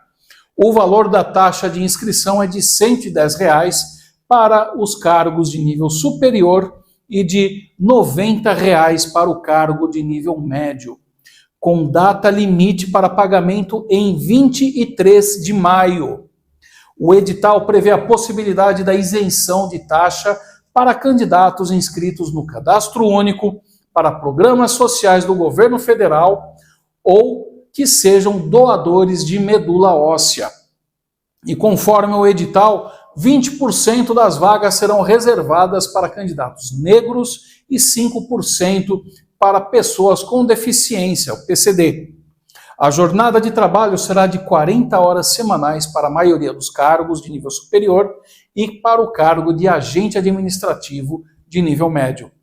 Para o cargo de médico, a jornada será de 20 horas semanais. As remunerações informadas já incluem as gratificações, auxílios e benefícios previstos para cada cargo. Então, você quer saber mais, saber tudo certinho, ver ali quais são os cargos disponíveis, as remunerações também, você pode acessar o nosso portal emnoticia.com.br, onde você tem a notícia completa, a informação completa, juntamente com toda a tabela. Olha só, o endereço está aí na sua tela, é emnoticia.com.br. Estávamos falando de gastança, né, de dinheiro público? Pois é, em 120 dias de 2025, o governo gastou 1 trilhão e 700 bilhões de reais. Os valores foram divulgados pela Gasto Brasil, plataforma que mostra os gastos dos governos locais e da União com dados do Tesouro Nacional. Acompanhe a reportagem de Lívia Braz. 7 da manhã do 120º dia de 2025, todos os gastos públicos do governo somavam mais de 1 trilhão 712 bilhões de reais. Quando você estiver ouvindo essa reportagem, esse valor já terá aumentado. Porque é assim, como uma torneira aberta em que tudo que se gasta com pessoal, despesas previdenciárias e investimentos é contabilizado pelo Gasto Brasil. A ferramenta vem sendo desenvolvida há apenas 3 meses. Uma parceria da Confederação das Associações Comerciais e Empresariais do Brasil, a CACB, e a Associação Comercial de São Paulo, com o objetivo de dar mais transparência à aplicação dos recursos públicos e estimular a conscientização da sociedade sobre o impacto desses valores no cotidiano dos brasileiros, como explica Cláudio Queiroz, coordenador-geral do projeto. Este orçamento ele tem que fechar. A nossa dívida, ela está praticamente nos últimos 12 meses só de dívida, ele está batendo em 1 trilhão. Nós conseguimos agora ver a evolução dos gastos que o governo está fazendo e até ver com qual qualidade ele está fazendo. Até agora, já foram mais de 5.400 acessos em apenas uma semana da plataforma no ar. Por meio de filtros, é possível acessar qual foi o gasto em um município ou estado, num determinado período de tempo. Segundo o coordenador do projeto, o objetivo não é fiscalizar, mas monitorar os gastos públicos e cobrar das autoridades um maior controle deles. Há 20 anos, uma plataforma semelhante foi lançada para contabilizar quanto se recolhe em impostos no país. O impostômetro é a ferramenta de transparência que inspirou o Gasto Brasil. Comparando dados do que se arrecada e o que se gasta, é possível ter uma noção do panorama econômico que temos no país hoje. Para o presidente da CACB, Alfredo Kotait, um momento preocupante. Porque tem um desequilíbrio, mas se nós gastássemos o que você arrecada, não teria inflação e a taxa de juros seria 2%, 3%. Tanto o impostômetro, que foi um processo educativo, como o gastômetro vai ser mais um processo educativo para mostrar para a sociedade que ela precisa participar e se manifestar. Porque nós estamos deixando uma conta muito cara para o futuro. Por meio da análise de informações oficiais, tanto empreendedores quanto o público em geral consegue verificar o volume de despesas por região. De acordo com Alfredo Kotait, presidente da CACB, essa iniciativa facilita a compreensão da realidade econômica nacional e oferece ferramentas para despertar a participação social. O Gasto Brasil pode ser acessado pelo endereço gastobrasil.com.br. Reportagem Lívia Braz. Pois é, e vamos voltar a falar a respeito do INSS. O ministro da Previdência Social, Carlos Lupe, declarou nessa terça-feira que possuía conhecimento das denúncias isoladas, mas que desconhecia a magnitude da fraude que resultou em descontos indevidos nos benefícios de aposentados e pensionistas. O Instituto Nacional de Seguro Social, INSS, órgão vinculado à pasta do ministro, é o epicentro de um escândalo envolvendo estes descontos irregulares. Carlos Lupe, do PDT, prestou depoimento na Comissão da Previdência, Assistência Social, Infância, Adolescência e Família da Câmara dos Deputados nesta terça-feira, dia 29.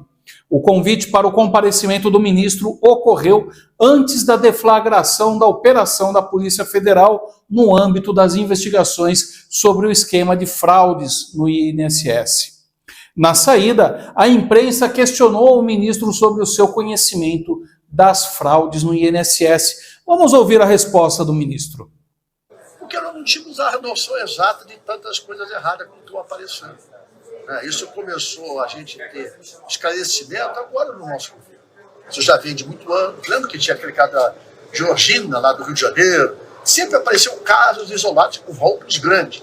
Nunca se teve uma formação de quadrilha, que na verdade isso é uma formação de quadrilha. Grupos que se montaram para criar algumas instituições e para roubar o dinheiro do aposentado. Isso é chocante para mim. Eu praticamente fui surpreendido com o volume disso. Porque sabia que tinha uma denúncia aqui, outra lá, a gente sempre soube, não fingir que tem um 35 que anunciava isso, a gente recebia queixa, a própria plataforma do INSS aparecia algumas pessoas se queixando. Agora, nesse volume, nesse quantitativo, uma organização, uma quadrilha verdadeira, eu tomei conhecimento agora e eu acho que isso não pode continuar. Mas, Ana, a gente sabia. Só que não fez nada. Isso vem de muito antes. Como dizer, se podia acontecer em governos anteriores, pode acontecer no nosso. É muita hipocrisia, senhor ministro, no mínimo.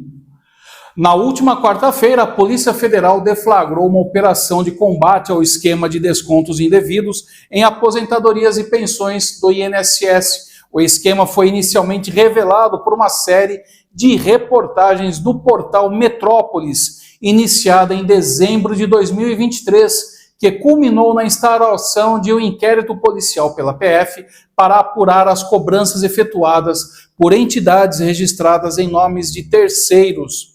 E vamos lembrar, tem aí também o sindicato que é administrado pelo irmão do presidente, Luiz Inácio Lula da Silva, que está envolvido nesse esquema de descontos fraudulentos de aposentados e pensionistas do INSS. Embora o governo tente esconder, mas está aí muito claro, ele aparece nas investigações da Polícia Federal e nós traremos mais informações para você, se não aqui na TVIM hoje, mas nos próximos dias, e você pode acompanhar tudo também no nosso portal emnoticia.com.br.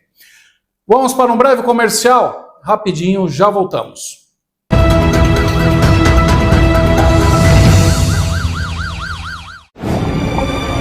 Você imagina qual é a casa mais perigosa do mundo? Pode ser a sua. 75% dos criadouros do mosquito da dengue estão nas residências. Proteja sua casa do perigo. Elimine a água parada de pneus, garrafas, limpe as vasilhas dos pets e não use pratos em vasos. São Paulo, são todos contra o mosquito. Governo do Estado. São Paulo, são todos. Olá, você ligado na TV Interior. Eu sou o apresentador e jornalista George Roberts, radicado em Nova York, nos Estados Unidos. E agora, em parceria com a TV Interior, trazendo o programa George Roberts Talks, entrevistando personalidades de sucesso e que possuem uma trajetória belíssima e são fontes de inspiração. Estarei com você toda sexta-feira às 20 horas. Não perca, a gente se vê. Hoje eu acordei numa febre. Isso é sintoma de dengue, hein? Eu tô com uma dor nas juntas, atrás dos olhos. Sei não, viu? Parece dengue. Tô reparando umas manchas vermelhas no corpo. Eu tô com mal-estar também. O que será que pode ser, hein? Bebe bastante água e vamos pra unidade de saúde. Ao perceber os sintomas da dengue, beba bastante água, não tome remédios por conta própria e procure uma unidade de saúde. Tratá-la de forma rápida evita que o quadro se agrave. Se pode ser dengue, pode ser grave. Ministério da Saúde, Governo Federal. A internet que conecta você com o que importa, com velocidade e estabilidade para todas as suas necessidades. Streaming sem interrupções, jogos sem lags, chamadas claras e sem demora. Seja em casa, no trabalho ou no celular, você está sempre conectado. Transforme sua experiência digital com uma conexão de confiança. Navegue Internet.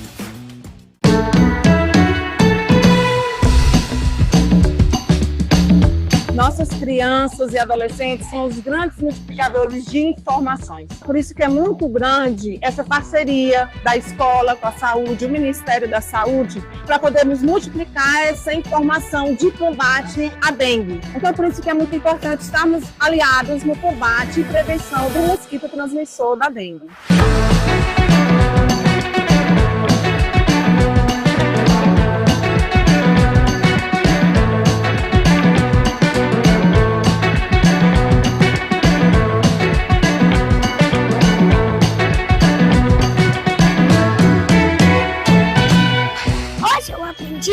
Que não pode deixar água parada, senão os mosquitos da dengue vão vir até aqui. E sobre a dengue, eu aprendi que os potes de ração, de cachorrinho, de água, se chover, é para deixar em um lugar que tem um teto. Um local que tem muita água, ou esteja encharcado, chamar um adulto para ajudar.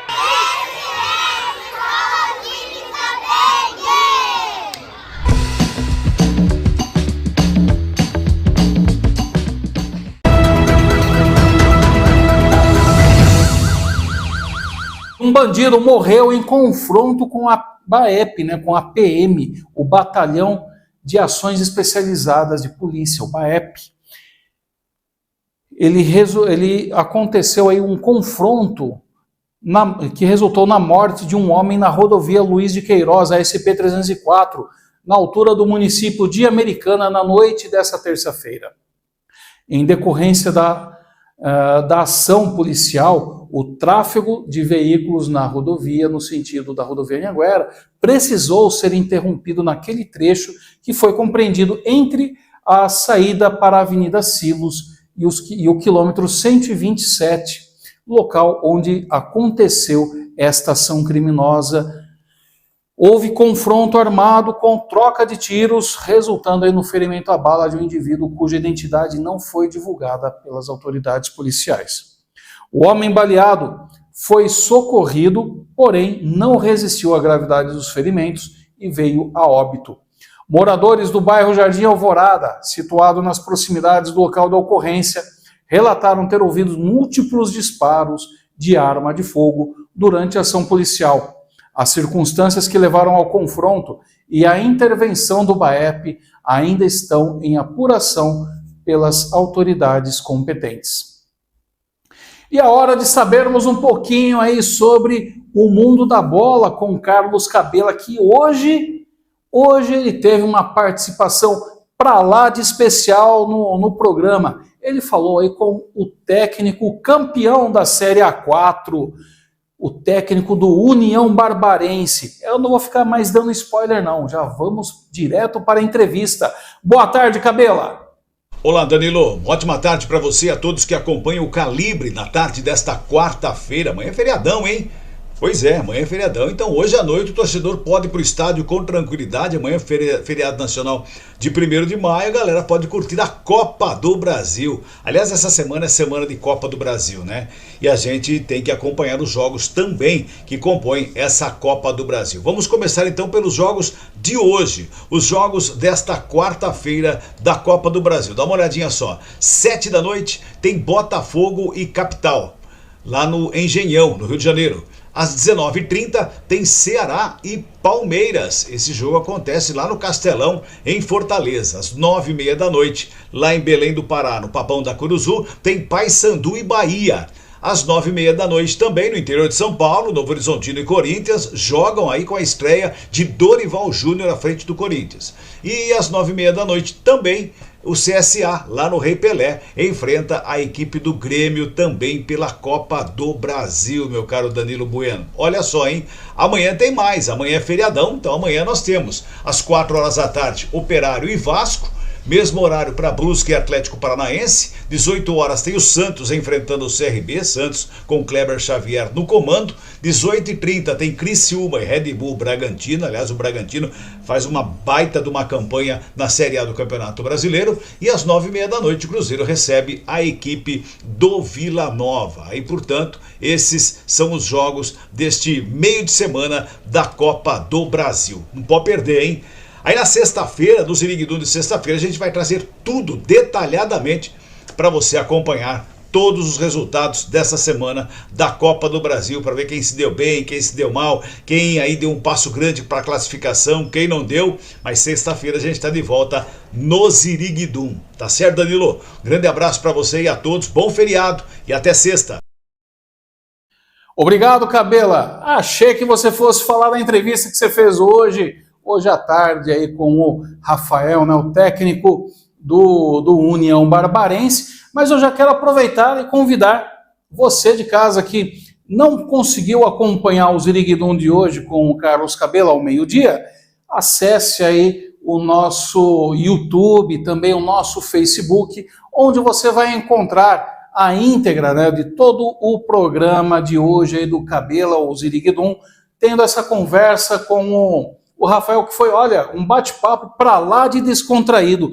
Programa bem leve, bem gostoso de se assistir, onde ele contou um pouquinho da sua história, né, de treinador, como que foi ganhar 2 vezes a Série A4. Né? Primeiro ele conquistou no ano passado o A4 pelo Rio Branco de Americana, né? Além de levar o clube de volta para a Série A3, ele também foi campeão, e neste ano ele fez exatamente a mesma coisa com a União Barbarense.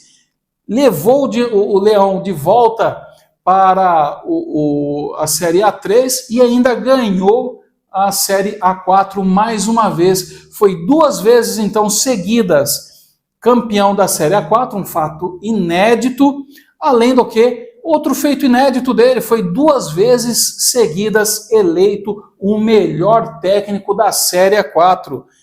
Trabalho mais do que competente, mais do que merecido, por isso da premiação desse importante reconhecimento para a carreira do Rafael. E falou também um pouquinho sobre o futuro, né?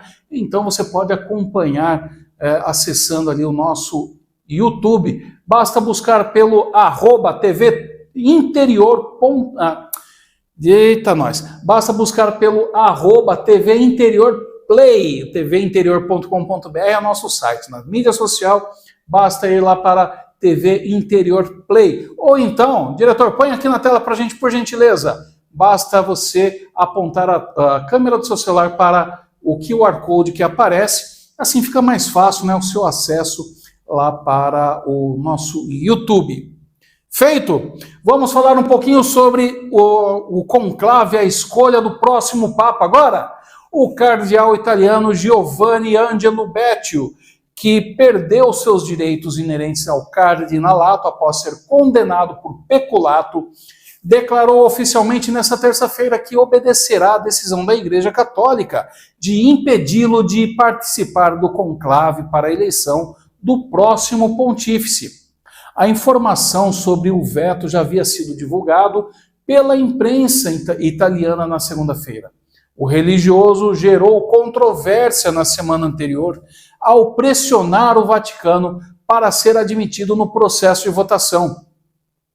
Angelo Becciu, de 76 anos, outrora uma das figuras de maior poder no Vaticano, assessor do Papa Francisco e considerado um potencial candidato à liderança da Igreja Católica, viu a sua ascensão ser interrompida por uma controversa operação imobiliária em Londres, que o levou a processos judiciais e ao ostracismo clerical. Becciu renunciou aos direitos ligados ao cardinalato em 2020, após ser alvo de uma investigação sobre irregularidades na aquisição de um imóvel de alto padrão em Londres.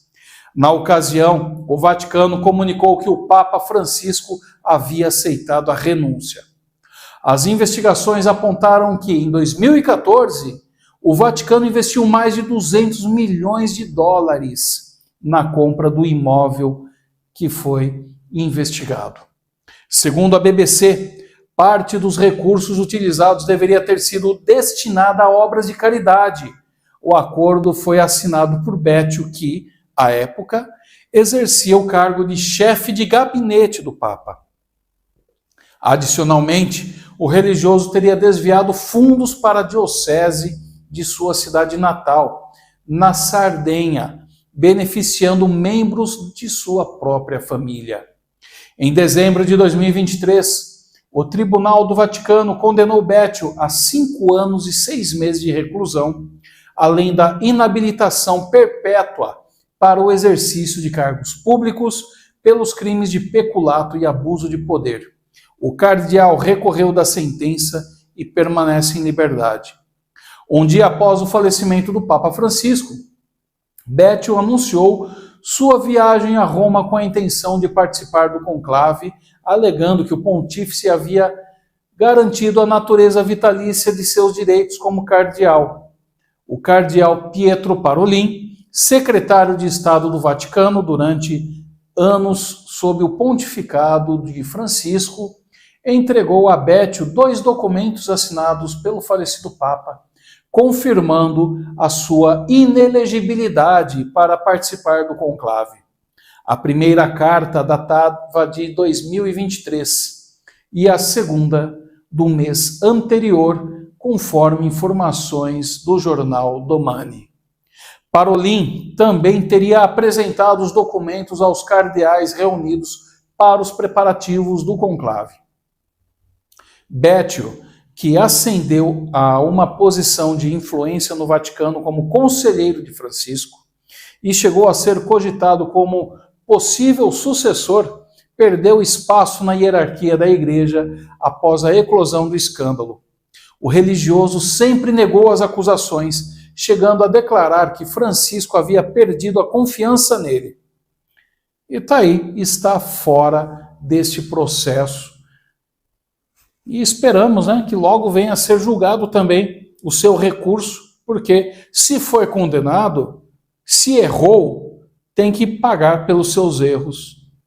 E neste caso, significa cumprir a pena preso na cadeia, porque igreja também não é lugar de fazer sem vergonhice, de se cometer desmandos, de se cometer crimes.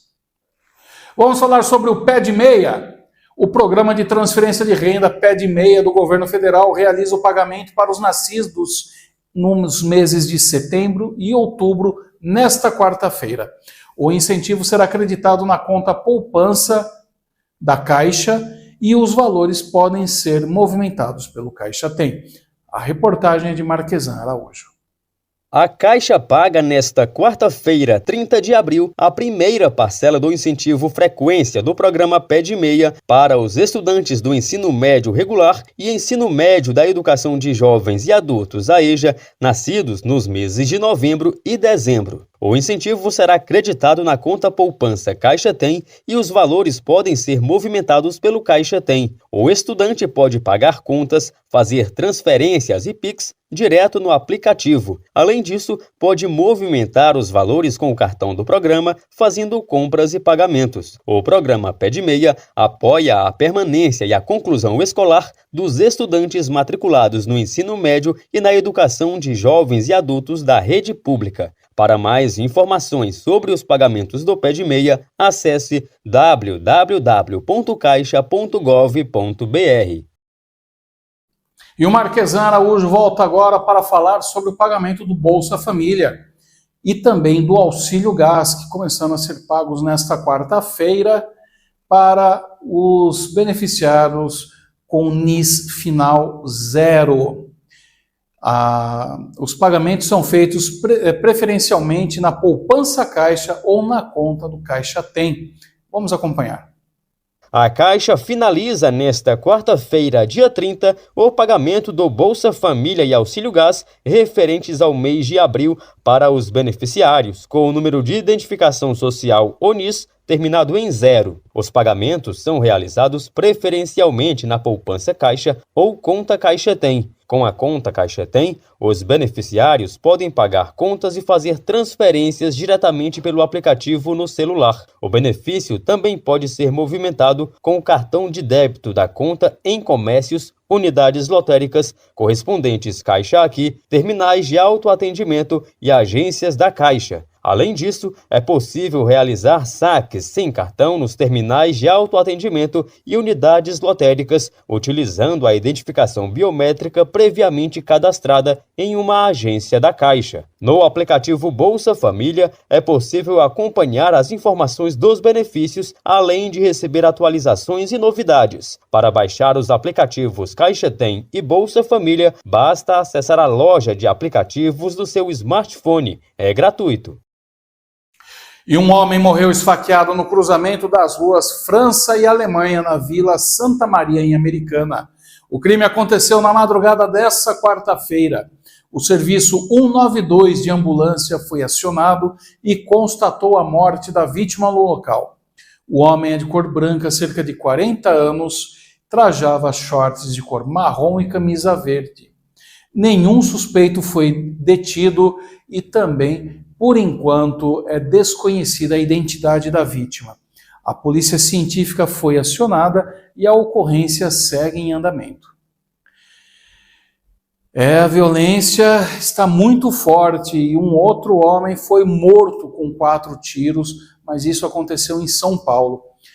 Dorisvan Nascimento da Silva, conhecido como Ceará, foi morto com 4 tiros em frente ao próprio bar, no Jardim Vergueiro, zona sul de São Paulo. O assassino chegou de moto, chamou a vítima pelo nome e atirou. A suspeita é de acerto de contas por agiotagem. Que coisa, não, gente? Olha só esse vídeo, que aterrorizante. O sujeito chega de moto, vai caminhando até o bar, não tira o capacete, né, em nenhum momento. Isso, óbvio, para dificultar ou impossibilitar a sua identificação. Chama a vítima pelo nome, saca o revólver, olha lá, já entrou no bar com o revólver em mãos e matou justamente aí o Dorisvan, essa pessoa que apareceu na foto aí para você. Uma possível testemunha saiu correndo, pulou na moto e foi embora, né? Vamos ver aí se alguma câmera de segurança conseguiu registrar o emplacamento deste criminoso, né? Porque ele não pode passar por essa impune. E um condutor de motocicleta que estava realizando uma manobra arriscada, manobra conhecida como empinar ou grau, ele acabou perdendo o controle de seu veículo, resultando num acidente em Itumbiara, Goiás. Mas, diante dos fatos, independentemente do ocorrido, né, desejamos que esse sujeito aí fique bem, porque olha só a imprudência, a burrice, a imbecilidade. A moto saiu sem ele, percebeu? O cara é tão bom, mas é tão bom aí de pilotagem, que até a moto fugiu dele. Olha só. Passa de novo, diretor. Olha só, lá vem ele no alto do vídeo, vem ali empinando a moto, né? Nós percebemos porque o farol está bem alto, sobe a calçada, bate na parede, cai na calçada e a moto segue embora. A moto o deixou, perdeu o mané, ficou para trás. Olha aí de novo. Eu me divirto vendo isso, viu? Porque se tem uma coisa que não dá para tolerar, é burrice. É burrice. Bem feito, caiu aí, espero que tenha se machucado aí para se lembrar do feito, da vergonha passada e nunca mais fazer isso.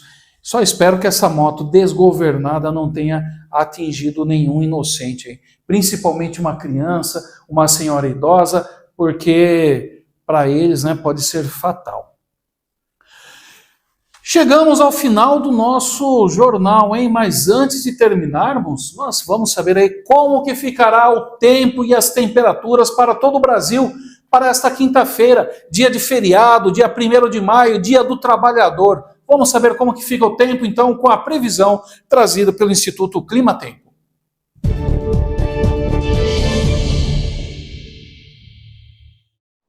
Tivemos mais um dia bem gelado em várias áreas do centro-sul do país. Mais uma vez, temperaturas negativas foram registradas na Serra Catarinense e recordes de menor temperatura do ano foram registrados na capital paulista e também nas capitais do sul do país. E amanhã, quinta-feira, praticamente quase nada muda em relação ao tempo. Nós continuamos com essa massa de ar frio, inibindo a formação de nuvens carregadas e mantendo as temperaturas bem baixas durante a madrugada, manhã e à noite. À tarde o sol aparece porque praticamente não tem nebulosidade, a temperatura sobe, fica agradável e já volta a cair de novo ao longo da noite. São Paulo, Paraná, Rio Grande do Sul, Mato Grosso do Sul e Rio de Janeiro terão uma quinta-feira bem estável, praticamente nada de nuvens e o sol predominando ao longo de todo o dia, com aquele céu de brigadeiro. Amanhã nós seguimos com essa previsão de geada nas áreas do sul do país, região de Bagé, Serra Catarinense e Serra Gaúcha, terão temperaturas abaixo dos 4 graus. E novamente, algumas áreas mais altas da Serra Catarinense podem registrar temperaturas negativas e geada mais intensa. No Paraná, as temperaturas voltam a subir de forma gradativa, não tem mais previsão de geada, mas aquele friozinho de 5, 6 graus continua na região de General Carneiro, no extremo sul do estado. Na capital paulista, temos ainda a previsão de recorde de menor temperatura do ano durante a madrugada e nos próximos dias. As mínimas ficam bem baixas, aí, em torno dos 13, 14 graus, chegando até os 15, e à tarde volta a subir de forma gradativa. As temperaturas permanecem mais agradáveis, chegando aos 25, 26 graus, e à noite volta a cair novamente. Nós teremos uma semana que termina bem típica de outono, e o fim de semana também continua assim. Sem nada de chuva, bastante sol, aquele céu de brigadeiro, temperaturas bem baixas durante a manhã, e à tarde mais agradável. Durante as primeiras horas do dia, formação de neblina pode acontecer em áreas da Grande São Paulo, mas que logo se dissipa. Não tem previsão de chuva e o sol predomina nesses próximos dias na capital paulista.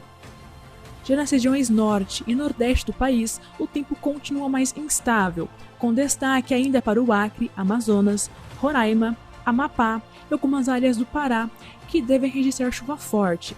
Na Bahia, uma frente fria avança de forma bem lenta, então as instabilidades acabam acontecendo ao longo de todo o dia entre Porto Seguro e a capital Salvador. Nessas áreas, tem previsão de chuva a qualquer momento e acumulados também bem altos, enquanto praticamente todo o centro-sul do país terá tempo estável ao longo desta quinta-feira. O destaque para os temporais desta quinta, nesse começo de maio, vai então para a região de Salvador, extremo sul da Bahia, e algumas áreas do interior do estado, onde tem previsão de temporais, chuva volumosa, acumulados altos, trovoadas, raios e ventos que podem passar dos 50 a 60 km por hora. É alto o risco de transtornos, principalmente nas áreas mais vulneráveis. Em Salvador, o dia começa com bastante variação de nuvens e já pode começar a chover a partir da manhã e se estender até o fim do dia. Em todo o estado de Roraima, norte do Amazonas, interior do Amazonas e também interior do Acre, previsão também de temporais. As capitais Manaus, Porto Velho, Rio Branco, Belém e Macapá ficam em atenção para as pancadas de chuva. Em relação às temperaturas, máxima amanhã de 24 graus em Porto Alegre, faz 25 em São Paulo, 26 em Belo Horizonte, 27 graus em Campo Grande, 29 em Goiânia e em Manaus, e até 30 em Rio Branco, Salvador e Natal. E com a previsão do tempo, nós encerramos o nosso jornal de hoje. Quero agradecer muito a você pela sua audiência, por ter estado conosco na tarde desta quarta-feira. Desejar um ótimo feriado. Se você puder emendar, né, que vai ser um feriadão aí para algumas pessoas, aproveite bastante, com bastante juízo, com muita saúde, que você esteja muito bem, fique protegido e divirta-se bastante. Amanhã nós estaremos também aproveitando o nosso dia, o Dia do Trabalhador, descansando um pouquinho, então não terá nem o programa Ziriguidum, nem mesmo o Calibre. Nós estaremos de volta normalmente na sexta-feira, no mesmo horário, tudo normalzinho. Então, vejo você novamente na sexta-feira, a partir das 4 horas da tarde. Tenham todos um ótimo feriado, um bom descanso e até lá.